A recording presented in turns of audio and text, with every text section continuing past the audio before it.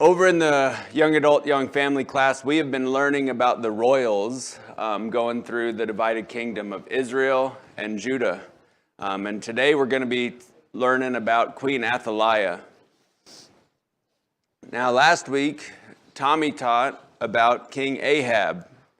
And in his class about King AHAB, he called him the worst. And so my title of today's lesson was a play on that. But we're going to be learning about Queen ATHALIAH, one of Ahab's daughters, or the daughter of the worst. And I figured we could throw Jezebel in there too, so that's why the worst is plural. So we're going to play a little game today, or at least that's what Ahab, or ATHALIAH maybe, thought. That we're going to take the divided kingdom, evil monarch dynasty in Israel, and we're going to switch it to also become the monarch dynasty in Judah. So we see Israel, we have Ahab and Jezebel, and then ATHALIAH begins her non-Davidic line reign in Jerusalem over the kingdom of Judah.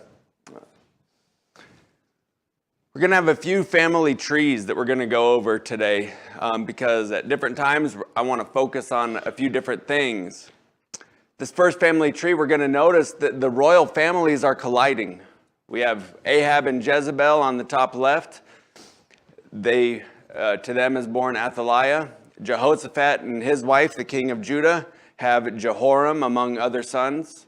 And ATHALIAH and he are married, and that's when it is combined. Our agenda today, I want to look at a few things. I want to look at the backstory, recognizing that some of this class has not been around for the previous royals that we've been learning about. I want to talk about the story of Queen ATHALIAH. And then I want to focus on a few things about lessons that we can learn from her. And that is the danger of successful evil schemes. That is blessing that we can find through hardship, or maybe sometimes because of hardship. And also our choosing to follow a legacy of evil or a legacy of good. So in the backstory, we're going to be looking at the prophecy against the house of Ahab. That's found in 1 Kings chapter 21, 24, or 20 through 24, 27 through 29. Also the calling of Jehu in 1 Kings 19, 15 through 17, 2 Kings 9, 4 through 10. Jehoshaphat aligning himself with the house of Ahab through marriage and also through battle in 2 Chronicles 18, 1, and then also 2 through 3 in 1 Kings 22. And then the death of Jehoshaphat, bringing about ATHALIAH's husband, King Jehoram, to reign in Judah, and that is 2 Chronicles 21, 1. So the prophecy against the house of Ahab. Ahab murders and steals this vineyard that he wants in Israel from Naboth the Jezreelite. And Elijah confronts him. In verse 20, Ahab said to Elijah, "Have you found me, O my enemy?" And he answered, "I have found you because you have sold yourself to do evil in the sight of the Lord. Behold, I will bring evil upon you and will utterly sweep away you and will cut off from Ahab every male, both bond and free in Israel.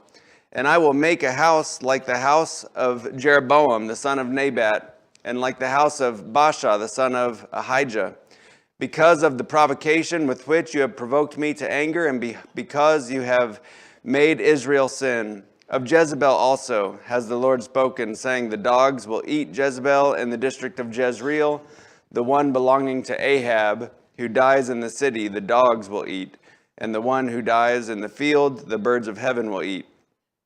And then also in 1 Kings 21, 27 through 29, came about when Ahab heard these words, that he tore his clothes and put on sackcloth and fasted, and lay in sackcloth, and went about despondently.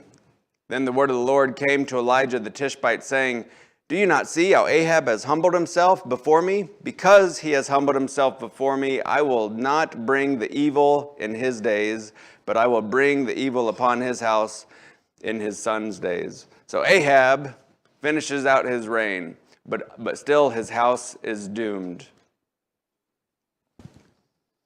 And so now, calling of Jehu.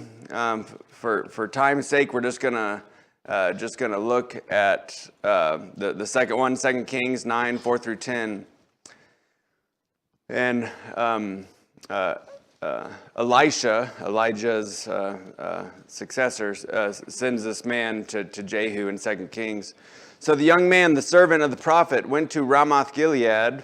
When he arrived, behold, the commanders of the army were sitting, and he said, I have a word for you, commander. And Jehu said, for which one of us? And he said, for you, commander. And then he got up and went into the house, and the prophet's servant poured the oil on his head and said to him, this is what the Lord, the God of Israel, says. I have anointed you king over the people of the Lord, over Israel. And you shall strike the house of Ahab, your master, so that I may avenge the blood of my servants, the prophets, and the blood of all the servants of the Lord at the hand of Jezebel. For the entire house of Ahab shall perish, and I will eliminate from Ahab every male person, both slave and free, in Israel. I will make the house of Ahab like the house of Jeroboam, the son of Nebat, and like the house of Baasha, the son of Ahijah. And the dogs will eat Jezebel in the territory of Jezreel, and no one will bury her. Then he opened the door and fled. So Jehu is called, and Jehu goes on a killing rampage. It's crazy. And we'll get to the 1 Kings 19 one a little bit later. Still on the backstory. Jehoshaphat, this is the father of Jehoram, the husband of Queen ATHALIAH. Jehoshaphat aligns himself both in battle as well as in marriage with the evil king AHAB of Israel. Jehoshaphat, who was a good king of Judah, made this mistake. He had poor alliances, even though he was a good king. In 2 Chronicles 18:1, and then also in 2 and 3. Now Jehoshaphat had great riches and honor. He allied himself by marriage with Ahab. Some years later, he went down to visit Ahab at Samaria, and Ahab slaughtered many sheep and oxen for him and the people who were with him, and induced him to go up against Ramoth Gilead. Ahab, king of Israel, said to Jehoshaphat, king of Judah, will you go with me against Ramoth Gilead? And he said to him, I am as you are, and my people as your people, and we will be with you in the battle. So Jehoshaphat, it says here he allied himself by marriage with Ahab. That is, he married his son Jehoram to Ahab's daughter ATHALIAH, and then also allies himself in the war against Aram, trying to take that city, Ramoth Gilead, back. All right, last part of the backstory, last part of the review. So Jehoram succeeds Jehoshaphat, and 2 Chronicles 21:1. Then Jehoshaphat slept with his fathers, and was buried with his fathers in the city of David, and Jehoram his son became king in his place. All right. So ATHALIAH, daughter of the king of Israel, married to the prince of Judah, and they're the oldest prince, so the crown prince, I suppose you would say, and she is getting ready to do some kind of evil. I told you there's going to be a few different family trees. I wanted to talk about the relationships as well as point out a couple of names that are easy to get confused. So you see that the kingdom of Judah, the southern kingdom on the left, the northern kingdom on the right. So we have Ahab and Jezebel, and we see the daughter going down, or the line going down to the left to ATHALIAH. She is married to Jehoshaphat's son Jehoram. Now, notice that Jehoram shares a name with a future king of Israel, Jehoram. And sometimes when we read about it, when they're both mentioned, always one of them is called Joram and the other one Jehoram. Sometimes when you read it and it's only talking about one of them, sometimes they are called Joram, sometimes they are called Jehoram. So it gets confusing. Jehoram, the son or the king of Judah, died by disease. Jehoram, the future king of Israel, died by the hand of Jehu. Also, you'll notice Jehoram's son, AHAZIAH. AHAZIAH was also a king of Israel. So this would have been Ahaziah, the son of Jehoram's uncle. Ahaziah, the son of Ahab and Jezebel, was the king of Israel. Sometimes, to make things extra fun, sometimes Ahaziah is called Jehoahaz in Scripture. And only the Ahaziah that is the son of Jehoram, that is the king of Judah, is called Jehoahaz. Not, at least not in Scripture, is the Ahaziah that is the son of Ahab ever called Jehoahaz. But similar names make for extra fun and clear study. So wanted to point that out. Just so, because when you read it, man, it's easy to get confused. And we see that, Jehoram got killed by Jehu, and then we see, Jehoram got stricken with a bowel disease and died from it. And it's like, well, two Jehorams, and related, and fun. All right. So let's start into the study of ATHALIAH, at least her Judean royal story. So Jehoram becomes king of Judah, and he violently consolidates power once he becomes the king of Judah. Jehoram was not the only son of King Jehoshaphat. He was the oldest son, so he was made king. We read in 2 Chronicles verses 21, 4 through 7. Now when Jehoram had taken over the kingdom of his father and made himself secure, he killed all of his brothers with the sword, and some of the rulers of Israel also.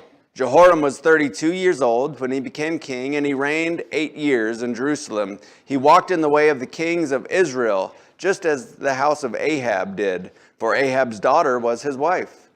And he did evil in the sight of the Lord. Yet the Lord was not willing to destroy the house of David because of the covenant which he had made with David, and since he had promised to give a lamp to him and his sons forever. So we think about, again, our topic today is ATHALIAH, the queen. And so we think about the obstacles, if you want to call them that, in her path between her and the throne. And all of these princes, the brothers of Jehoram, certainly would have been in between her and the throne had they still been alive. Jehoram becomes king once he secures himself, even though his father had given his other sons fortified cities around Judah. Jehoram finds a way to kill him with the sword. Being the king, I suppose, he's able to do that. So he killed his brothers. And now, remember, in Jerusalem, they are always following the Davidic line. And so now Jehoram says, you know what? There is no more path through David and the throne except through me. And so now if I die, my dynasty, the Davidic dynasty, but it's my line that gets to continue the kingdom. And God seems at least to be tempted to punish this by destroying Judah, but doesn't because of the promise that he made to King David. 2 Chronicles 21, 16 through 17. Now, King Jehoram of Judah has even more problems. He's already made sure that the Davidic line only goes through him. But then he's not a very nice guy. He doesn't play well with others. And so the Philistines get angry and send raiding parties. And in 2 Chronicles 21, 16 through 17, then the Lord stirred up against Jehoram the spirit of the Philistines and the Arabs who bordered the Ethiopians. And they came against Judah and invaded it, and carried away all the possessions found in the king's house, together with his sons and his wives, so that no son was left to him except Jehoahaz, Ahaziah, the youngest of his sons. And so he makes sure that it has to go through him. And he's like, I got all these sons, all these heirs. It's going to go through me. It's going to be great. And now, because he doesn't play well with others, it says his wives are taken, his sons and his wives. Well, ATHALIAH is not taken. So I don't know why that is. Maybe they found her a little bit too charming, so they didn't take her with them. But needless to say, her son Ahaziah, or here mentioned as Jehoahaz, and Hur seem to be the only two immediate family members of the king that are left. Maybe they weren't in town, I don't know, but they were left. So we notice, so again, another one of our family trees. This is the killer family tree. How do people meet their end? So Jehoram, his 6 brothers, Jehoram kills them. And so that's what we're focusing on. And then we notice that the other descendants of Jehoram, not on the family tree, were killed by the Philistines and the Arabs. So now, who lies between ATHALIAH and the throne? Her one lonely son, Jehoahaz or Ahaziah. So now Judah's king Jehoram dies. Remember in the earlier passage we read, Jehoram only has an 8-year reign. It was an evil reign, but it was relatively short, only 8 years. He was 32 when he became king. He's 40 when he dies. In 2 Chronicles 21:18 through 20, we read, "So after all this, the Lord smote him in his bowels with an incurable sickness. Now it came about in the course of time, at the end of 2 years, that his bowels came out, and because of his sickness, and he died in great pain. And his people made no fire for him, like the fire for his fathers. He was 32 years old when he became king, and he reigned in Jerusalem 8 years, and he departed with no one's regret. And they buried him in the city of David, but not in the tombs of the kings." Man, what a horrible eulogy. That is not what I want to be said for me. But he's gone and no one regrets it. And we can understand why. His grandfather, his paternal grandfather, King Asa, was the king over Judah, reigned for 41 years and was a good king in the eyes of God. And then his father, Jehoshaphat, reigned for 25 years in the kingdom of Judah, and he was for 25 years, and he was a good king in the eyes of God. Like I said, he left a lot to be desired in his choice of allies, but he was a good king. And then along comes Jehoram, and he has this legacy of good that he can follow from his unbeknownst to me great-grandfather David, but then also from his grandfather and his dad. Instead, he chooses to follow his father-in-law's legacy of evil, his wife's dad. His reign is cut short by a sickness, and he dies to no one's regret. And how much do they not regret his passing? They don't even bury him with the kings. They try to forget him so hard. That is how much they didn't care for their king Jehoram. So then Ahaziah, Jehoram's son, succeeds Jehoram. In 2 Chronicles 22, the first 4 verses, we read, "Then the inhabitants of Jerusalem made Ahaziah his youngest son king in his place, for the band of men who came with the Arabs to camp had slain all the older sons. So Ahaziah, the son of Jehoram, king of Judah, began to reign. Ahaziah was 22 years old when he became king, and he reigned for 1 year in Jerusalem. And his mother's name was ATHALIAH, the granddaughter of Omri, that is Ahab's father. He also walked in the ways of the house of Ahab, for his mother was his counselor to do wickedly. He did evil in the sight of the Lord, like the house of Ahab, for they were his counselors after the death of his father to his destruction." So Ahaziah also has a choice. Am I going to follow good? Or am I going to follow evil? I've seen both in my life.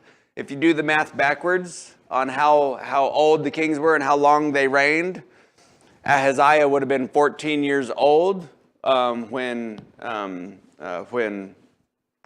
his grandfather Jehoshaphat passed away. So he at least had 14 years of his life to experience a good king, and then 8 years when his dad was reigning poorly. So even he had a choice. But it says here that he sided with the house of Ahab through his father Athaliah. His reign is also cut short. So Ahaziah visits his uncle Jehoram. Now this is not his dad Jehoram, but he visits his uncle Jehoram, the king of Israel. In 2 Chronicles 22, 5 through 7, he also walked according to their counsel and went with Jehoram, the son of Ahab, king of Israel, to wage war against Hazael, king of Aram, at Ramoth Gilead. That place again keeps coming up. But the Arameans wounded Joram. Sometimes he's called Joram. So he returned to be healed in Jezreel of the wounds which they had inflicted on him at Ramah, when he fought against Hazael, king of Aram. And Ahaziah, the son of Jehoram, king of Judah, went down to see Jehoram, the son of Ahab, in Jezreel, because he was sick. Now, the destruction of Ahaziah was from God, in that he went to Joram, for when he came, he went out with Jehoram against Jehu, the son of Nimshi, whom the Lord had anointed to cut off the house of Ahab. All right, so we remember from our backstory, we had Jehu, who was called by God to end the house of Ahab, and so Ahaziah goes to see his uncle Jehoram, who's wounded, and Ahaziah also gets killed along with his uncle Jehoram. Ahaziah, who is of the maternal way also through the house of Ahab, also gets killed by Jehu. And we're told here that it was from God because he did that. So 1 year into his reign, short reign, goes in. We didn't read this in the backstory. This is the one that I skipped over. But in 1 Kings 19, right after Elijah, right after his victorious scene on Mount Carmel, when he calls down the fire that licks up his altar, and much to the dismay of the prophets of Baal. Well, then he gets a death threat from Jezebel, and then he gets scared and he runs away. And while he's away at the mountain talking to God, God comes to him and talks to him in 1 Kings chapter 19. And he says, in there, just one verse pulled out, he says, "It shall come about, the one who escapes the sword of Hazael," who previously Elijah had been told to anoint as king over Aram, "the one who escapes the sword from Hazael, Jehu shall put to death. And the one who escapes from the sword of Jehu, Elisha will put to death." And so, this prophecy that there's going to be some killing, obviously it's coming true here when Ahaziah even meets his end from Jehu. And then Athaliah has her crowning achievement. So she hears about her son's death in 2 Chronicles chapter 22, 10 through 12. "Now when Athaliah, the mother of Ahaziah, saw that her son was dead, she rose and destroyed all the royal offspring of the house of Judah. But Jehoshaphat, the king's daughter, took Joash, the son of Ahaziah, and stole him from among the king's sons who were being put to death, and placed him and his nurse in the bedroom. So Jehoshaphat, the daughter of King Jehoram, the wife of Jehoiada, the priest, for she was the sister of Ahaziah, hid him from Athaliah so that she would not put him to death. He was hidden with them in the house of God 6 years while Athaliah reigned over the land." So Athaliah hears that her son's dead. There's no more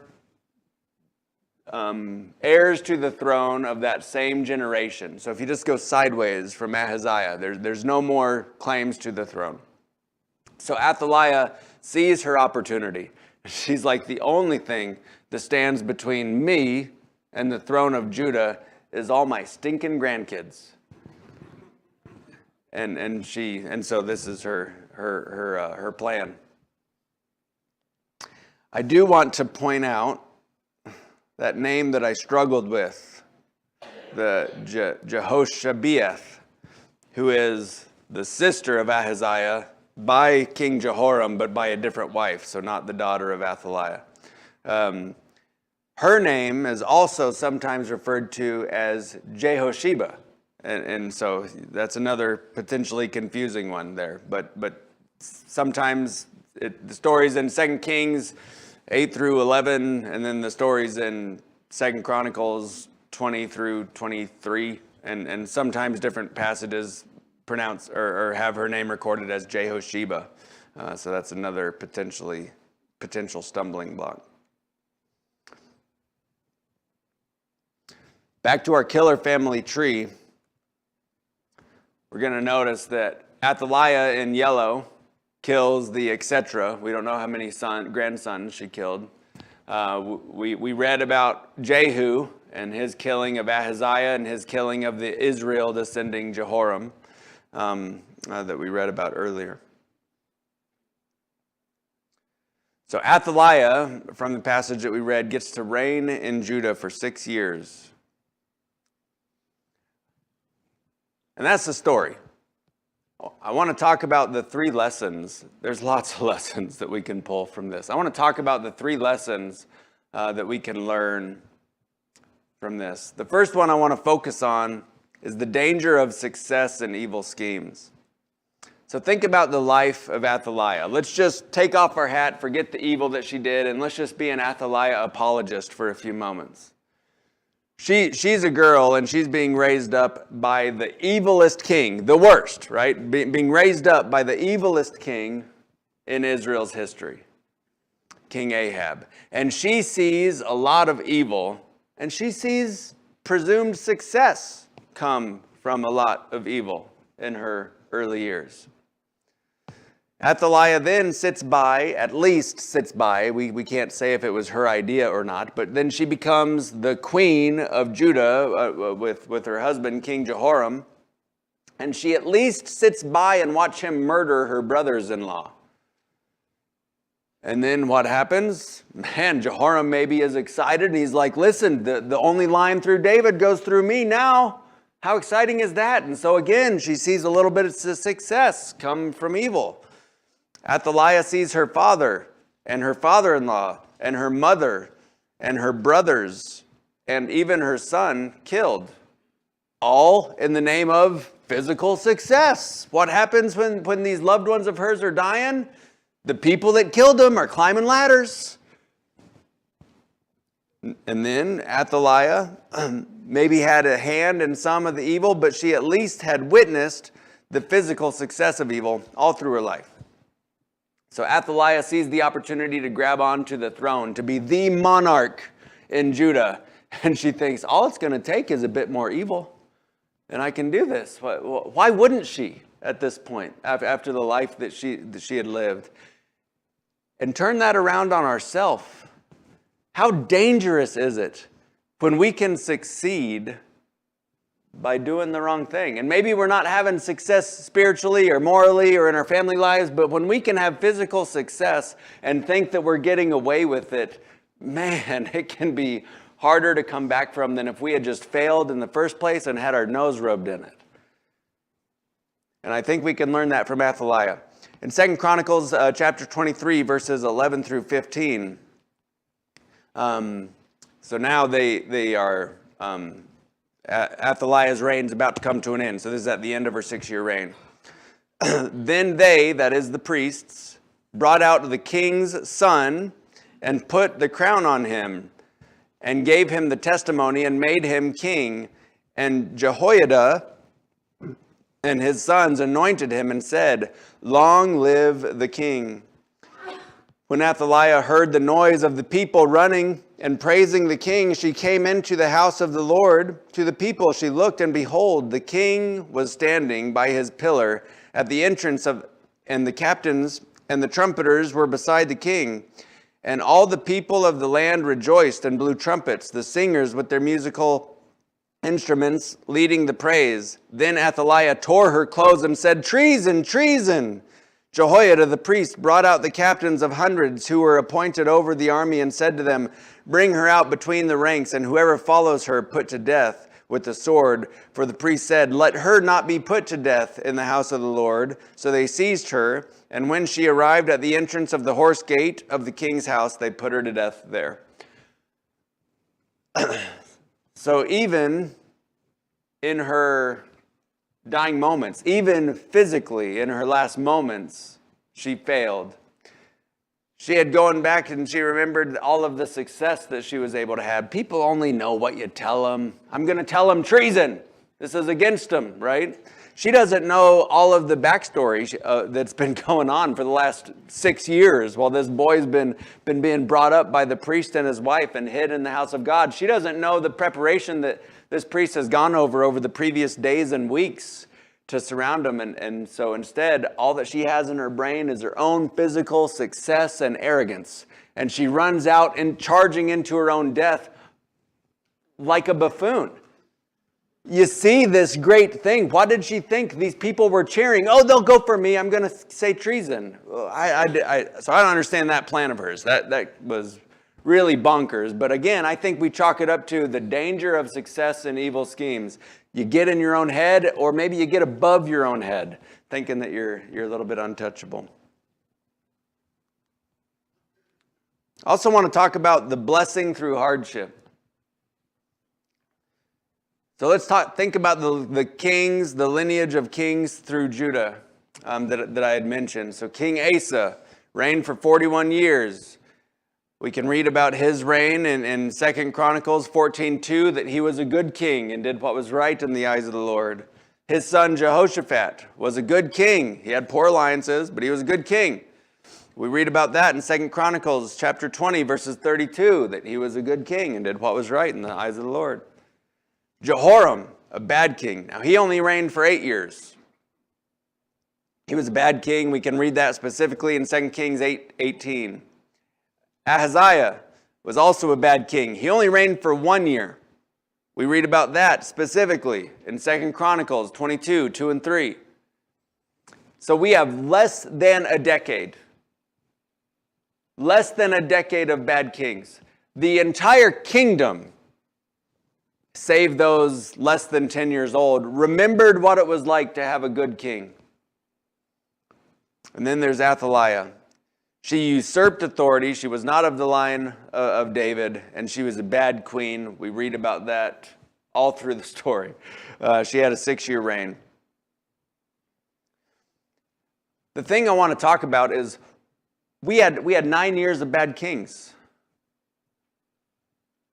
Why was there no priest uprising whenever the first prince, the first brother of Jehoram, was murdered? I think that it's because when things are almost right or right enough, man, it's easy to just sit by and let them go. But when things are purely wrong, when you have no choice but to pick a line in the sand to stand on, oftentimes that's where we can find our blessing. And sadly, especially for those that suffered, that's what it took for Judah to turn back to God, is they needed a purely evil ruler. They needed ATHALIAH to come in, who was not of the proper line, who usurped her authority, who had the prophets of the Asherah and the Baal employed in the house. Who was murdering her grandchildren. They needed a purely evil monarch before they found the confidence as a kingdom to turn back to God. In 2 Kings 11, verses 4 through 8, we read, "Now in the 7th year, Jehoiada sent and brought the captains of hundreds of the Kerites and of the guard, and brought them to him in the house of the Lord. Then he made a covenant with them and put them under oath in the house of the Lord, and showed them the king's son. He commanded them, saying, 'This is the thing that you shall do. 1/3 of you who come in on the Sabbath and keep watch over the king's house. 1/3 also shall be at the gate Sur, and 1/3 at the gate behind the guards, shall keep watch over the house for defense. 2 parts of you, even all who go out on the Sabbath, shall keep watch over the house of the Lord for the king. Then you shall surround the king, each with his weapons in hand, and whoever comes within the ranks shall be put to death, and be with the king when he goes out and when he comes in.'" So a lot of preparation right, that goes into this. And they weren't willing to do it until it was purely wrong, until there was not a thread of rightness on it. We can be blessed through hardship, and we can be cursed through hardship.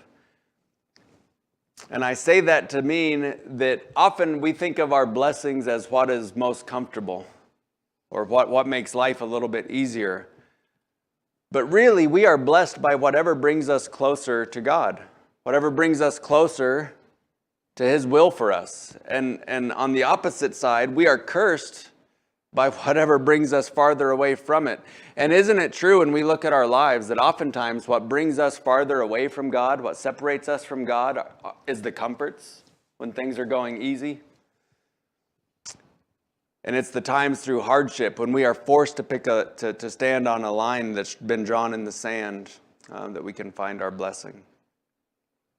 Another thing that we can learn from the story of Queen ATHALIAH. And then I want to talk about our choice that we have to follow a legacy of evil or a legacy of good.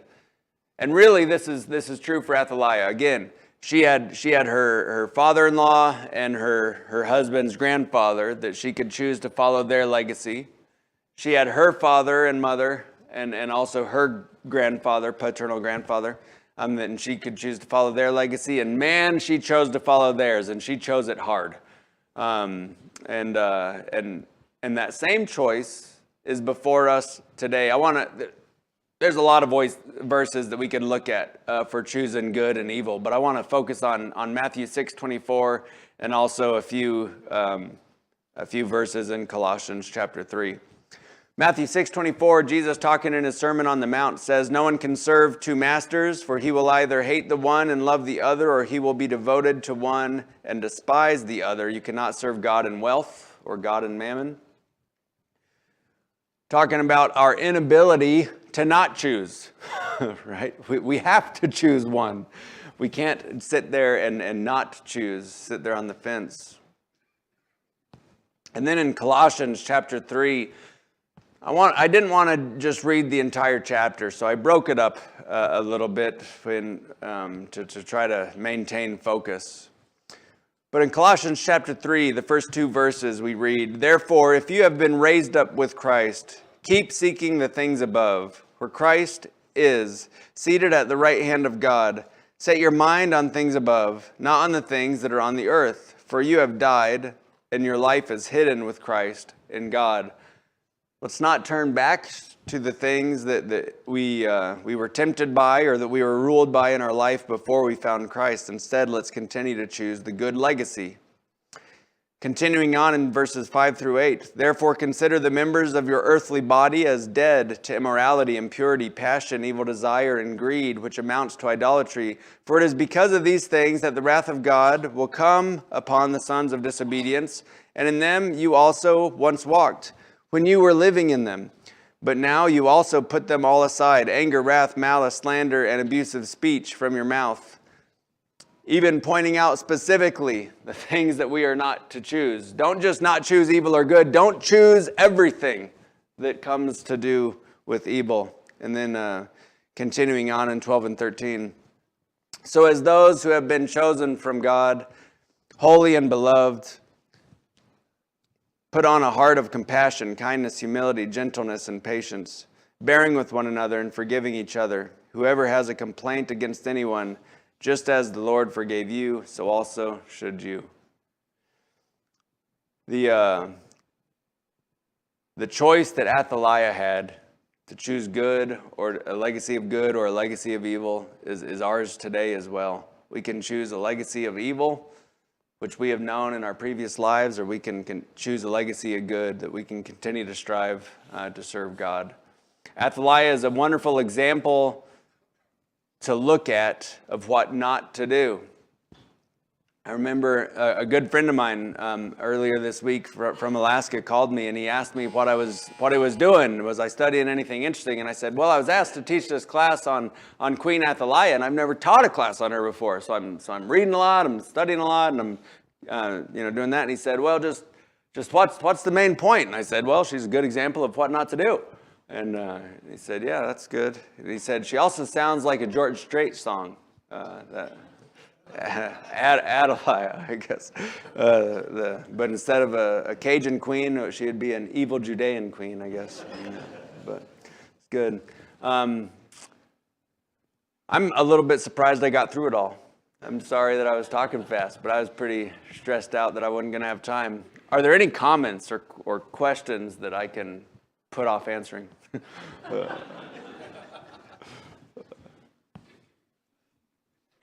Yeah, Clint.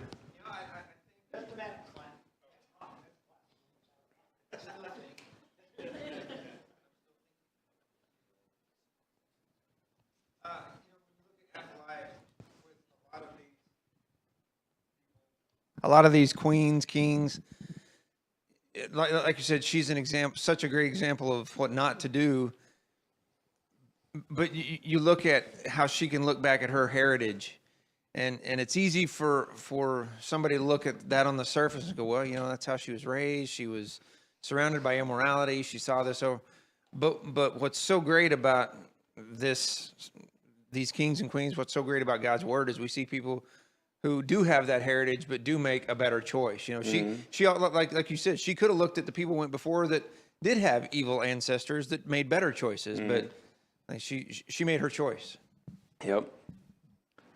Yeah, and it's certainly not an excuse. We were, like you said, she came from, but then also she had her husband's legacy that she very easily could have followed instead of him following hers. Yeah, absolutely. Anything else?